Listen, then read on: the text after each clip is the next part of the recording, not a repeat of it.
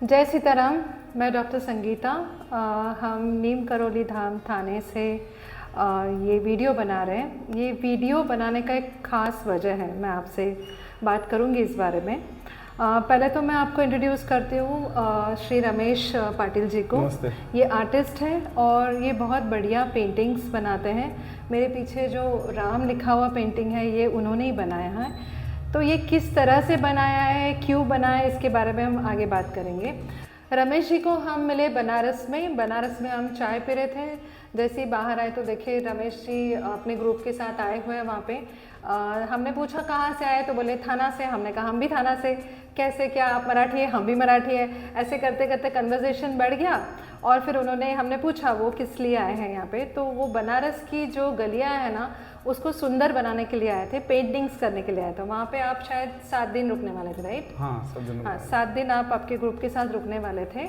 और हम गए थे वहाँ पे क्योंकि हमें एक पंडित गुरुजी ने कहा था कि आप गंगा आरती के पहले सुंदरकांड पाठ पढ़ना वहाँ जाके बनारस में। तो हम इसलिए वहाँ गए थे और रमेश जी की मुलाकात हुई दोपहर को। उसके बाद ऐसे करते करते हम बहुत एक दूसरे से बात करते रहे। सब कुछ हमारा काफ़ी डिस्कशन होते गया स्पिरिचुअल टॉपिक पे। एंड देन फाइनली जब भी बाबा जी यहाँ पे आए थाना में, यहाँ पे जब स्थापना हुई तो रमेश जी का फ़ोन आया, क्या कर रहे? तो हमने कहा ये चीज़ हमने की है और ये इसलिए हम बिज़ी हो गए थे। तो रमेश जी ने कहा कि मैं कुछ करना चाहता हूँ, आप बताइए क्या करें। तो हमने कहा आपको जो ठीक लगे आप करिए। तो आपके सामने है ये पेंटिंग रमेश जी ने बनाई है। एंड इसके बारे में ये आपने ये ही क्यों बनाया, ये मैं आपसे पूछना चाहती हूँ। बिल्कुल। जैसे मुझे लगा कि कुछ होना चाहिए मेरे हाथ से, ऐसे मुझे लगा, या फिर वो जैसे हर मंदिर में मेरा कुछ होना चाहिए ऐसा मुझे लगा। तो मुझे लगा कि कुछ देना चाहिए, लेकिन क्या देना चाहिए कि मंदिर में आने के बाद मुझे लगा कि सबसे जो महत्वपूर्ण जो बात है कि हम लोग कनेक्ट होना चाहते हैं। कि अगर मंदिर में कनेक्ट नहीं हो तो अच्छा नहीं है ना, तो कनेक्ट होना चाहिए। तो क्या करें कनेक्ट होने के लिए? एक तो पहले ही भगवान है और ऐसा कुछ होना चाहिए जो कनेक्ट करे। तो आप देखेंगे कि पहले हम लोग कनेक्ट होते हैं, कहीं से प्रकाश है तो हम लोग कनेक्ट होते हैं। तो हम लोग अंदर जाते हैं। जैसे आपसे ही बात हुआ तो आपने ही बोला कि मैं कनेक्ट हो गई और मैं वापस, उन्होंने रिफ्लेक्ट भी किया। कनेक्ट होने के बाद राम नाम दिखता है और फिर वहाँ से रिफ्लेक्शन भी आ जाता है। तो मुझे लगा कि ऐसा ही कुछ होना चाहिए जो ब्रह्मांड दिखना चाहिए और ब्रह्मांड में से हम लोग कनेक्ट होना चाहिए। कहाँ होना चाहिए? राम नाम से होना चाहिए। और राम नाम जपते जपते हमको लगना चाहिए कि हर यूनिवर्स में राम राम है। तो जैसे यूनिवर्स में राम राम है तो हम लोग कनेक्ट हो जाएंगे और कनेक्ट होने के बाद भगवान है ही। तो मेरा कनेक्ट होना चाहिए, यही उद्देश्य था कि आने के बाद यहाँ कनेक्ट हो, शांतता हो, शांत। जैसे मन को जाना है अंदर, राइट। आँख से, जो आँख से मन को जाने का जो प्रयास है, प्रवास है, वो मुझे दिखाना था। तो एकदम सही है। जैसे बाबा जी भी बोलते हैं कि राम नाम जपो बेटा सब ठीक हो जाएगा। तो रमेश जी को हमने तो कहा नहीं कि आप राम का पेंटिंग बनाइए, बट उन्होंने पता नहीं क्या व्हाट यू से क्या फोरसाइट आया आपको कि आपने राम ही डिसाइड किया बनाना। इसकी एक मैं एक वीडियो देख रहा था नीम करौली बाबा जी से। पहले तो मैं नीम करौली बाबा अचानक पहुंच गया है, वो कैसे वो मैं बताऊंगा कभी। तो मुझे लगा कि ये शक्ति इतनी बड़ी है ना कि मैं उत्तराखंड, इनका आश्रम कहाँ है मुझे मालूम नहीं था। नीम करौली बाबा मालूम थे मुझे, और मैं जो तरीके से मैं पहुंचा हूँ वहाँ, वो एक आश्चर्यकारक चीज़ था।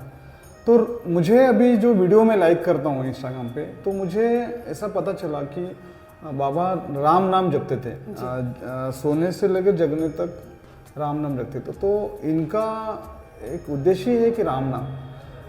ये पेंटिंग करते वक्त मुझे पता चला कि राम नाम इतना बड़ा है। मतलब उससे पहले मुझे मालूम नहीं था कि राम नाम क्या है।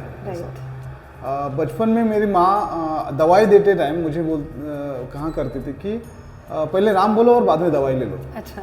तो वो बात बचपन से थी मुझे। मैं बोला क्यों राम नाम क्यों? तो तू ले, उसका आगे पता चलेगा। तो मुझे अभी पता चला कि वो माँ ने बात मुझे क्या बोली थी कि राम नाम लेने का दवाई ले लो और बाद में समझेगा तुमको क्या है, मैं तुझे समझा नहीं सकती कि मैं क्या है।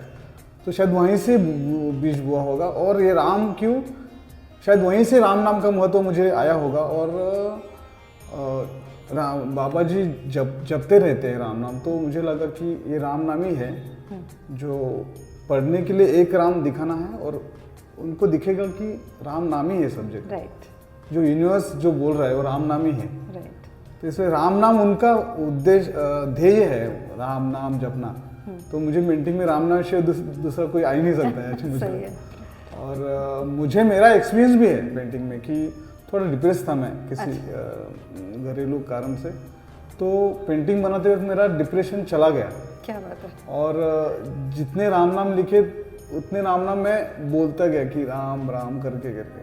तो अभी मुझे ज़्यादा ही ट्रस्ट है कि राम नाम का महिमा, उनकी क्या, उनका आश्चर्य कारक, उनकी जादुई शक्ति है, वो मुझे पेंटिंग के बाद पता चली। इसलिए आपका ही धन्यवाद, बाबा जी का धन्यवाद है कि मुझे करने दिया आपने, और मुझे स्पिरिचुअली ये अभी कनेक्ट होने लगा।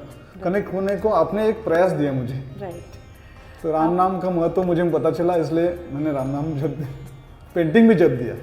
ये तो रहा रमेश जी का और मेरा अनुभव। लेकिन आपको ये पेंटिंग देखने के बाद फर्स्ट थॉट क्या आता है, क्या फील होता है, आपके इमोशंस क्या है, या प्लीज़ कमेंट में लिखिए। सीताराम। जय श्री राम।